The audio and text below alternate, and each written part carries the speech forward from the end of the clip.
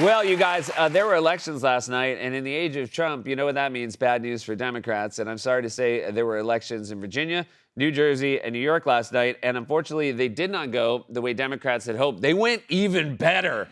Is this what good news feels? My fingernails are tingling. For more on this, it's time for a closer look. Not sure if you guys have heard, but Donald Trump has his best approval numbers ever. Although take it with a grain of salt because my source for that information is Donald Trump. I have my highest numbers that I've ever had, as I should. I ended 8 wars, and we have the greatest economy in history. So we have the greatest economy we've ever had. I have my highest poll numbers that I've ever had. Now, in fairness, it's a low bar to clear. Trump has never had poll numbers that were like through the roof. His polling ceiling is like New York on a warm November day, low 40s. Also, it's not true. In fact, the opposite is true. Trump has the worst poll numbers of his second term. So he's either lying or he mixed up his poll numbers with his cholesterol. I just got these from my doctor. He said my poll numbers are all the way up to 200. I'm so popular, I have to cut out red meat. Now, one of the things about how often Trump lies is you just assume he's getting away with it. When you hear him say he solved 8 wars and inflation is gone, and how every time he meets a big, strong person, they shake his hand and cry their eyes out with gratitude. You can't help but think nothing matters anymore. But every now and then, thanks to democracy, people get a chance to vote. And instead of listening to Donald Trump, they see with their own eyes that beef and electricity prices are skyrocketing, and farmers and military families are suffering, and flight delays are getting worse, and food stamp benefits are running out. And instead of addressing any of that, he's showing off his new ballroom plan so often that, and I'm just going to say it, I'm starting to think he's going to flip the White House. Don't rule it out. I feel like as soon as the renovations are done, he's going to sell it to the highest bidder, and the new White House is going to be an abandoned brownstone across the street at 1601 Pennsylvania Avenue. It's not big, but it's got a lot of charm. The point is, Trump can say how things are going, but let's look and see how voters think they're going. Democrats in Virginia delivered a clean sweep in races up and down the ballot Tuesday night, delivering what they're calling an unmistakable message to the White House. Democrat Abigail Spanberger winning her race to become the first female governor in Virginia history. Voters elected Democrat Mikey Sherrill as the governor of New Jersey. Sherrill won by a double-digit margin over Jack Ciattarelli. Democratic Socialist Zoran Mamdani, the Democratic candidate, will be elected the next mayor of New York, New York. In Pennsylvania, Democrats have retained 3 crucial seats on that state's Supreme Court. In California, voters approved new congressional district boundaries. Proposition 50 gives Democrats a shot at winning as many as 5 additional seats in the U.S. House. Democrats flipped 2 seats on Georgia's Public Service Commission in this year's election. The Public Service Commission sets Georgia Power's electricity rates and regulates utilities. And they actually got people out to vote for the Georgia State Utility Commission, which doesn't even sound like a real thing. It sounds like an excuse an exhausted dad would make up just to get out of the house. You know, like, sorry, I can't do bedtime tonight. I got to go out and vote. Vote for what? There's an election for 2 seats on the State Utility Commission. I'm sorry, I'm the only one in this family who cares about democracy. It was hard to find anything positive for the GOP to hang their hats on last night. Even in deep red Ohio, they lost a mayor's race. In fact, that loss hit close to home for at least one member of the Trump team. We do have a call in the Cincinnati mayor's race, in case anybody has been waiting for that. Aftab Puraval is the very charismatic incumbent mayor of Cincinnati, Ohio. He has defeated J.D. Vance's half-brother. Puraval has more than 78% of the vote, Bowman with 22%. That's right, J.D. Vance's half-brother lost his bid for mayor of Cincinnati despite the compelling slogan, "I'm only half."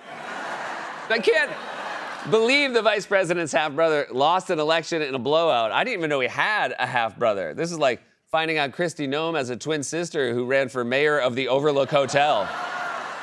And you know, if you want to tell them apart, it's not that hard. Kristi's sister still has her dog. So, the GOP, I'm allowed to tell that joke. I recently lost my dog.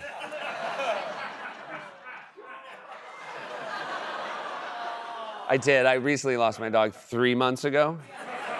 So I think it's still allowed. I think I'm still allowed. So the GOP, did somebody start applauding the fact that she'll come back? So the GOP got crushed despite Trump claiming everything is awesome and he has his best numbers ever. How is Trump going to square that circle? Last night, it was, not expected to be a victory. It was very Democrat areas, but I don't think it was good for Republicans. I don't think it was good. I'm not sure it was good for anybody. No, I mean, I think it was good for somebody. It was an election. I don't think Democrats at election parties all over the country were being told, congrats, you won, and then responding by looking out a window and saying, did I? You know how it was a bad night for Republicans? Trump was giving off Jets coach at a post-game press conference vibes. You know, in our defense, we didn't think we were going to win, and I think you saw that on the field today. And, you know, after the game, one of our linemen came up to me, big guy, strong guy, tears running down his face, and over those little black smudges they put under his eyes, and he said, Coach Trump, I don't think you understand the rules of football. But at least Trump admitted it was a bad night for Republicans. What happened to those record-high poll numbers he supposedly had? How come that didn't translate? As far as the Trump impact on the Sherrill voters, the reason for their vote, the Sherrill voters' vote, those who said that they wanted to oppose the sitting president, 71% of them. So this is really what led to the outcome tonight. While 71% of Sherrill voters said they were casting their vote to oppose the sitting president, Trump lost every key New Jersey demographic, guys in tracksuits, moms at the outlet malls, and the entire cast of the Jersey Shore. In fact, in New Jersey, Trump's approval rating is only 11%. How do I know that? I asked a guy from New Jersey, and he said, hey, Donnie, I got your 11% right here. And by the way, not only did Trump drag down Republicans in New Jersey, his endorsements also backfired. He tried to intervene in the New York City mayor's race, and suffice it to say, it did not work. Just within the last hour, President Trump posting on social media, whether you personally like Andrew Cuomo or not, you really have no choice. You must vote for him and hope he does a fantastic job. He is capable of it. Mamdani is not. I'm not a fan of Cuomo one way or the other, but if it's going to be between a bad Democrat and a communist, I'm going to pick the bad Democrat all the time, to be honest with you. Wow, I can't believe Cuomo didn't romp to victory with that soaring endorsement.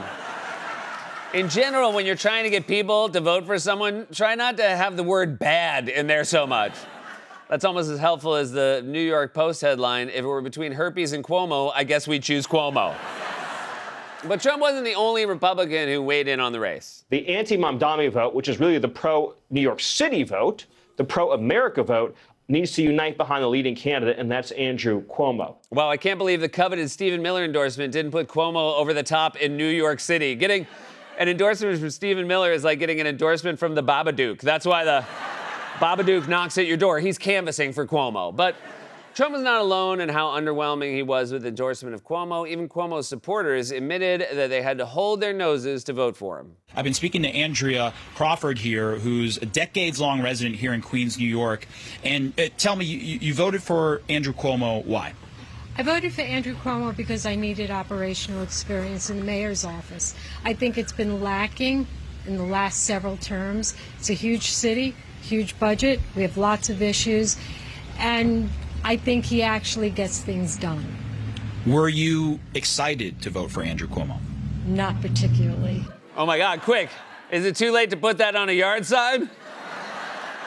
But that clip right there explains everything. Andrew Cuomo lost because even the people who voted for him did so reluctantly. The winner, Zohran Mamdani, assembled a coalition of supporters who were actually excited to vote for him. Tonight, 34-year-old state assemblyman Zohran Mamdani toppled a New York political dynasty, becoming the first New York City mayoral candidate since 1969 to earn more than 1 million votes. He didn't just win his race, he won it decisively. Exit polls showing he got more than 50% of the vote. On January 1st, I will be sworn in as the mayor of New York City. I mean, look at the excitement in that crowd. This is the kind of energy Democrats have been desperately seeking for years. I haven't seen a crowd of New Yorkers this excited since the time the real Timothy Chalamet stopped at a Timothy Chalamet lookalike contest in Manhattan. And the craziest part is, after he showed up, he still came in third behind two other guys who looked more like Chalamet than the actual Chalamet. It's one of the best things about New York. We got knockoff Chalamets like we got knockoff Chanel bags. We even have knockoff Chanel bags that look like Chalamet called Chanalamet. We have so many Chalamets, there's even a Chalamet in Times Square with Elmo and Buzz Lightyear. If you thought Trump was bummed about the results before Mamdani's speech, he probably felt even worse when he heard this. Donald Trump, since I know you're watching, I have 4 words for you. Turn the volume up. First of all, You do not need to tell him to turn the volume up. He's a 79-year-old Fox News addict. You know the volume is maxed out. I'm guessing the volume on Trump's TV is already at the highest numbers that I've ever had. Mamdani correctly calculated that standing up to Trump was a better political strategy than whatever this is. New data came out today from KFF, and that is not Kentucky Fried French fries. KFF could be Kentucky French fries. Nah. Hide your family. I know. Orange. Excuse me. I'm sorry, did you think Kentucky Fried French fries was going to land as a joke? It doesn't even make sense. No one says fried French fries. Also, that would be KFFF. You know, a joke is bad when even Amy Klobuchar is embarrassed. She's only 9 years younger than Schumer, but she's reacting like his embarrassed teenage daughter. Dad, just shut up and drop us off at the Boy Genius concert. And by the way, Republicans weren't the only ones who lost last night. Centrist Democrats who refused to endorse Mamdani, even after he won the Democratic primary, clearly miscalculated the extent of his appeal. Today is Election Day in New York City. Did you vote for Mamdani or Cuomo? Look, I voted, and I look forward to working with the next mayor to help New York City.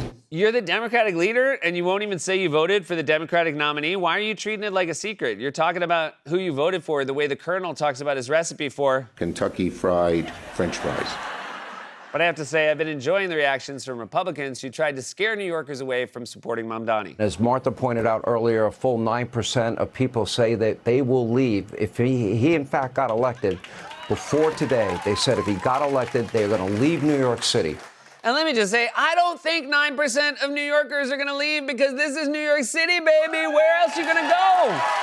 Where else are you going to go? Things happen here that don't happen anywhere else in the world. And just FYI, wherever you move to, no one's going to like you there because you're just going to complain about how bad living there is compared to living here, you know?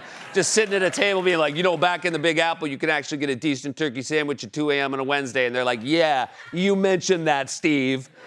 Things happen here, and they happen fast. How fast? A dude who was polling at 1% a year ago was just elected mayor, and that's what makes New York City great. And if you can't hear the resounding message voters sent last night, then maybe you should turn the volume up. This has been a closer look.